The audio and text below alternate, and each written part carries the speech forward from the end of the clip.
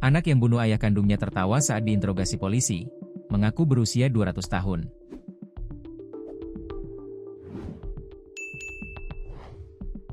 Kapolres Purbalingga, AKBP Ahmad Akbar mengatakan pria bernama Sarno, 46, tega aniaya ayah kandungnya Dasmin, 80, hingga tewas, tertawa saat diinterogasi petugas. Bahkan dia mengaku berusia 200 tahun. Melansir Tribun Jateng, pelaku menghabisi korban rumah mereka di Desa Siwarak, Kecamatan Karangreja, Kabupaten Purbalingga pada Kamis, 6 November 2025.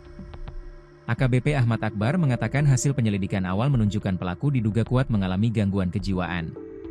Pelaku pernah menjalani perawatan di klinik kejiwaan Mustajab pada Oktober hingga Desember 2019, ujar Kapolres dalam konferensi pers di Mapolres Purbalingga, Jumat 7 November.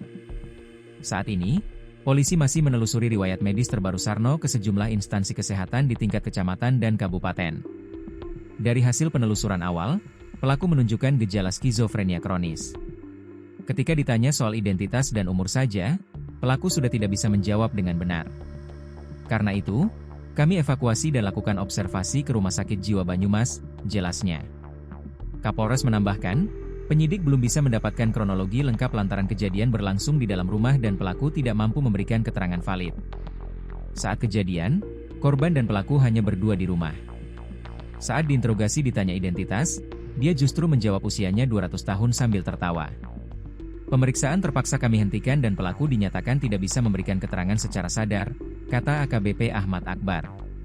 Dari hasil olah tempat kejadian perkara, TKP, korban ditemukan warga dalam kondisi bersimbah darah di dalam rumah.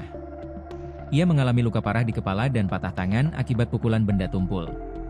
Pelaku diduga memukul korban menggunakan sebatang kayu hingga menyebabkan luka fatal, ungkap Kapolres. Usai menganiaya ayahnya, Sarno sempat melarikan diri ke area kebun di belakang rumah. Namun, ia akhirnya diamankan oleh warga dan diserahkan ke pihak kepolisian.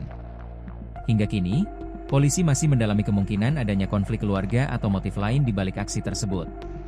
Kami belum bisa memastikan apakah ada pertengkaran sebelumnya, tutur perwira menengah Polri, dengan pangkat 2 melati di pundak ini.